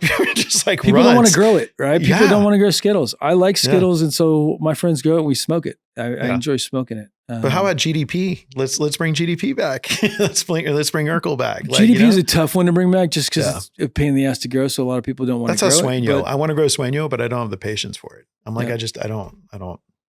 Yeah, I mean, we got some Cuban. So out of TC that's coming down really soon, we got some Chem 91. We got the 91 Chem Dog. We've got some Chem D. We've got Star Killer. We've got I've heard good about Star Cuban Killer. Black Haze. We've got the Piff. We've got the Blue Dream. Oh, Star Killer. That's Blue Star Dream. Pheno. It is. It's from Rare Dankness, and I did I've done breeding with it. I love it. It's super. It's got this gassy, amazing. Yeah, that's a Southern Ohio. Right there. Yeah. It's special. Yeah, that one is super special, and like if you know it, you know it, and when you smell it again, you're like, that's Star Killer, right? It's one of those ones that's so distinct. If you had a lot of it, powerful medical indica. It's a powerful medical indica. That's a great way to put it. I have not seen a great execution of it. I feel like in over 10 years. Up in Washington, Canna Organics. It's one of those ones that doesn't hit everything. There's a nice job preserving it. Yeah. They got the cut from me, and we didn't tell anybody it was Star Killer. I didn't even tell them it was Star Killer for the longest time. There's stuff where I'm like, well, we got to come up with another name because I can't tell you the name of it because I can't give it out because I promised the person I gave it to that I wouldn't give it out. And guys, Canna Organics and I have a really good relationship long term. They're really good guys. They're really good guys. I like them. I've heard they do some cool stuff. Kyle's I've done breeding work with them. For the community too. They are. Yeah. They get it. They have an organic product. I mean, I love a handful of brands in Washington, but they are one of them. And, you know, Tim is the one who I get silver from for my reversals. Oh, nice. But yeah, I work real closely with them. We've done breeding projects together for other companies. Yeah. Props to PNW, man. That's again, but like, just like Jamaica and Hawaii, like I see these guys growing outdoor and I'm like, props to you guys, like, man, for dealing with this. What Mother Nature has given you. We're about to do some seed production in Eastern Washington. Some exciting stuff. Cool. That's where all the good grows are. It's crazy. It's all on the eastern side. It's really wild. Yeah. My buddy Andrew Jones, he's doing some amazing stuff out there. And so he did it this year and I got FOMO and I'm like, let's work. Let's do this, dude. Let's work. Dude. Yeah. And I mean, I think we're going to be bringing Loud Seeds and partnering with Andrew out there and doing some really cool stuff. And he's a good friend. He's another guy. So I met him and he introduced me to Tim from Canna Organics. Okay. So Andrew and I have been really tight and done some really cool stuff in Fallbrook. We were working down in Fallbrook together. Way. Yeah, he had a hemp farm, and so it's funny how small the world is and how everybody works together at the top. I think there's a lot of collaboration going on and not as much hate. No, for sure. Because most of the smart ones, what you talked about earlier, a lot of the bad apples got kind of pushed out of the bunch. Especially I think in the mid-late teens up till now. Yeah, like it's kind of the strongest surviving. They'll surge back in. Well, it's like whack-a-mole. Yeah, I mean, true. I've seen that happen too. Right? You're like, how did you get back in the industry? You're like, dude, you're like a bad penny. Yeah. What exactly do you say that you do for this community? I feel like I've seen people make mistakes and I've seen people come back a better person. Yes. So I've seen that. I've seen people make some silly mistakes and come back in the industry, and apologize about it, which I've been there's a few that have been like, sorry, I was a douche. I'm like, you figured it out. Had your coming to Jesus. I think we're talking about the same person. but it's small world. Small world. It's funny how that works out, but this is such a community and we're very tight knit and everybody kind of knows everybody. So everyone knows all the bullshit. Yep. And when you burn people, especially, it gets passed around real quick.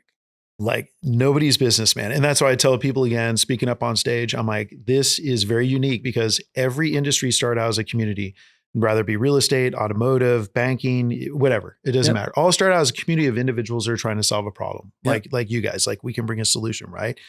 And that's the thing is, this is still being led by the community. This is not a corporate run industry, if you will, especially not on the global scale, surprisingly. I mean, there's 53 legal countries around the world, and a lot of Americans don't know that. So when we go to places like Thailand or Australia or Argentina or wherever we're going around the world, like it's interesting because they take a different approach towards it. And a lot of them can balance that community and corporate.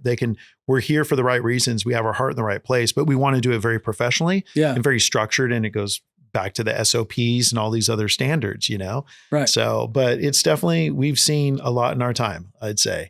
Yeah. It's for sure. A lot of change. That's the only thing constant. So I got one question that I ask all my guests. If you have one piece of advice for your younger self or your younger colleagues, what would that one piece of advice be?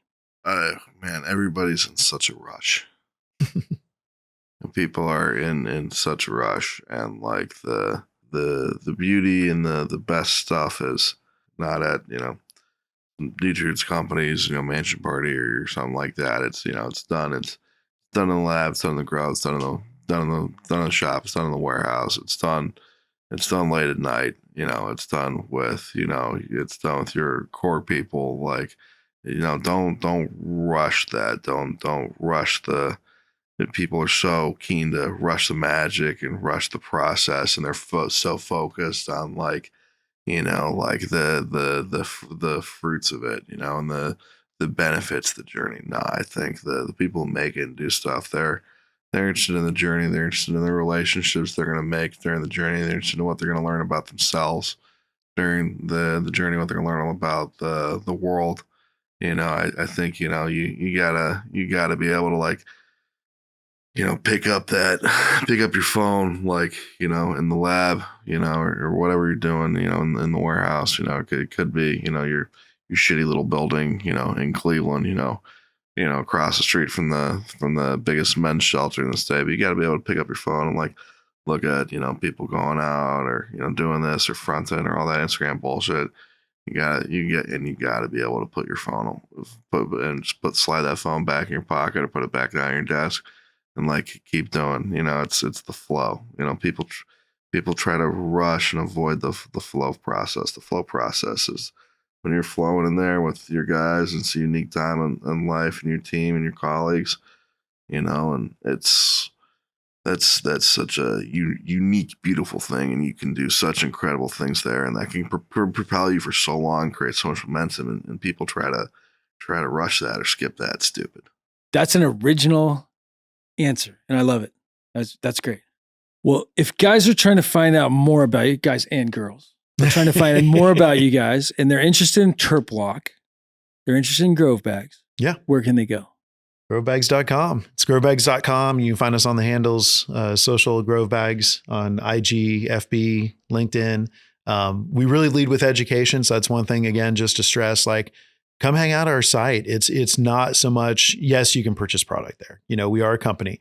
You got bags. We got bags. You can order seeds from me and you get TerpLoc bags. So we share them with our customers. We're going to be doing more stuff in 25, not to give too much away. And that hasn't happened yet. So I can say we're doing a lot in 25 together with you. But again, it's because we're on a similar trajectory and we have similar ideologies and culture and core values amongst our companies. It's peanut butter and chocolate, in my opinion. But yeah, man, definitely reaching out to us and check out our site. We have a lot of educational information. Peanut butter and ladies. So thank you guys so much for coming on the show today on that note. Definitely, man. I look forward to having you again for a third time and you for a second time sometime in the near future. We'll have to do one of these events, whether it's Spannabis or Mary Jane. Yeah. Would love it, man. Let's do that, Mary Jane. A lot of fun. Yep. Yeah. Thank you guys. Thanks for having us. Thank you guys for watching. Please like and subscribe down below.